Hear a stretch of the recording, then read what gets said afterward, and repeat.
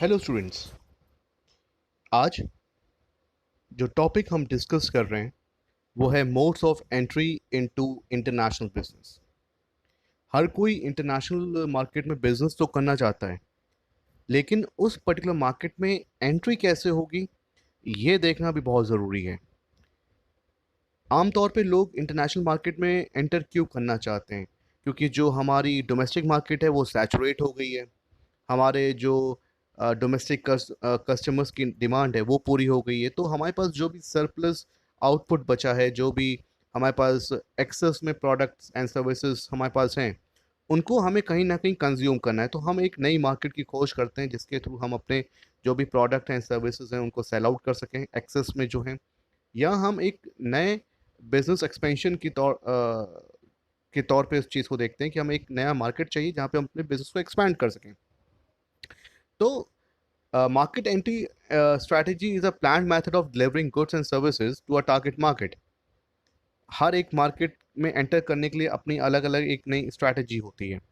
तो सबसे पहली जो स्ट्रैटेजी, एक बहुत ही कॉमन स्ट्रैटेजी है किसी भी बिजनेस हाउस की to enter into the foreign market, is by the way of exporting. Exporting is one component of foreign trade. जब एक डोमेस्टिक बिजनेस हाउस अपने प्रोडक्ट्स को इंटरनेशनल मार्केट में एक्सपोर्ट करता है या सेल आउट करता है, तो उसको हम कहते हैं एक्सपोर्टिंग, कि वो अपने बिजनेस को, अपने प्रोडक्ट को एक्सपोर्ट कर रहा है।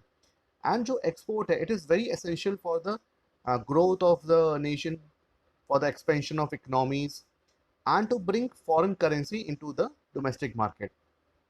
जो फॉरेन जो एक्सपोर्ट ट्रेड है ये बहुत ही डायनेमिक होता है, because it is influenced by various internal and external factors. जिस देश में हम काम कर रहे हैं या और जिस देश में हम काम करना चाहते हैं, वहाँ के जो इंटरनल एंड एक्सटर्नल फैक्टर्स हैं उनसे बहुत ज़्यादा ये इन्फ्लुएंस रहता है। तो जब भी हम एक्सपोर्ट की बात करते हैं, बेसिकली एक्सपोर्ट को हम दो तरीके से कर सकते हैं। One is called direct exporting and the other method is called indirect exporting. जब कोई बिजनेस हाउस डायरेक्ट एक्सपोर्टिंग के मेथड को चूज करता है, तो वहाँ पे जितनी भी एक्सपोर्टिंग एक्टिविटीज होती हैं एक पर्टिकुलर बिजनेस की, are all being taken care by the manufacturer himself.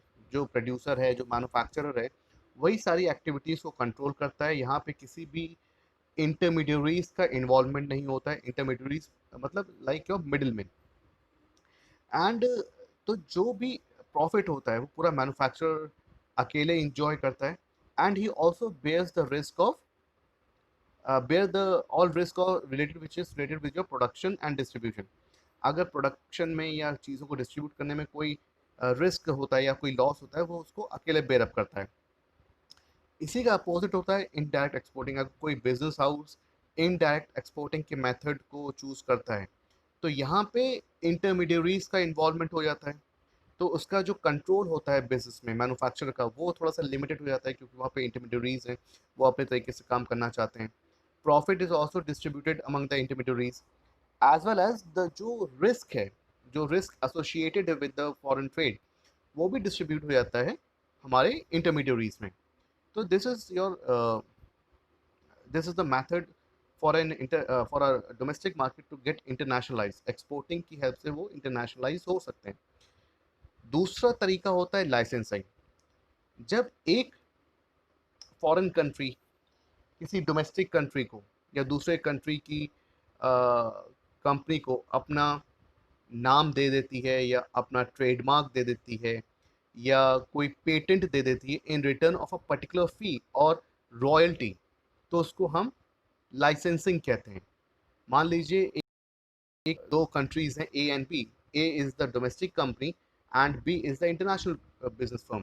मुझे अपना बिजनेस स्टार्ट करना है, मुझे अपना बिजनेस एक फूड इंडस्ट्री में स्टार्ट करना है, तो मैं चाहता हूँ कि कोई रिनाउंड नाम मुझसे जुड़ जाए।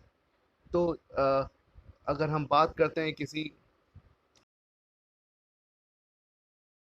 तो हम उससे एग्रीमेंट करते हैं कि आप अपना नाम हमें दे दीजिए, आप हम अपना ट्रेडमार्क दे दीजिए, उसके बदले में कोई पर्टिकुलर फ़ी है या रॉयल्टी है वो हम आपको पे करेंगे।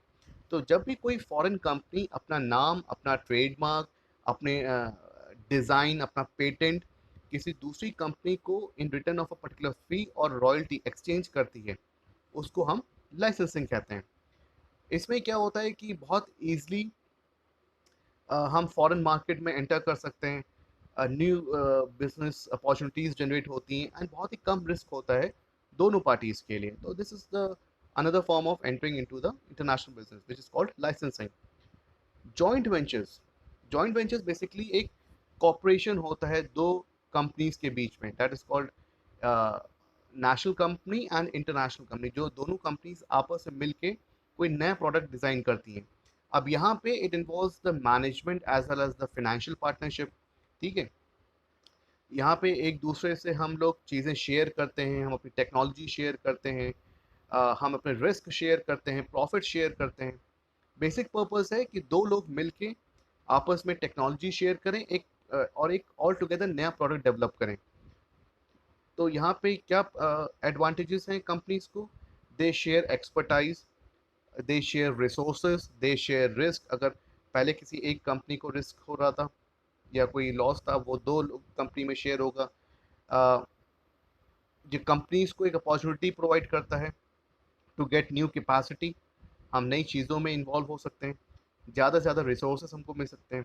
तो अगर हमें कोई चीज़ मिल के करनी है तो हम जॉइंट वेंचर्स में आते हैं, हम नए प्रोडक्ट को डेवलप करते हैं। It is another way of getting into the international business.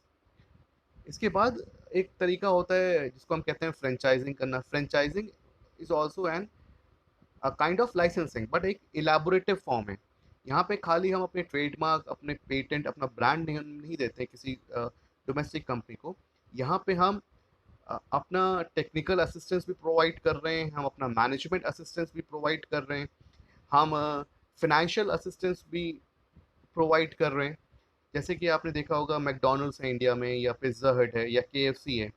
वो खाली जो डोमेस्टिक फर्म है वो खाली उनका नाम इस्तेमाल नहीं कर रही है, वहाँ से जो इंटरनेशनल फर्म है वो उनको हर तरीके का सपोर्ट कर रहे हैं। तो हमने अपनी काइंड ऑफ फ्रेंचाइजी खोल दी है दूसरे कंट्री में, तो हम इंटरनेशनलाइज हो रहे हैं।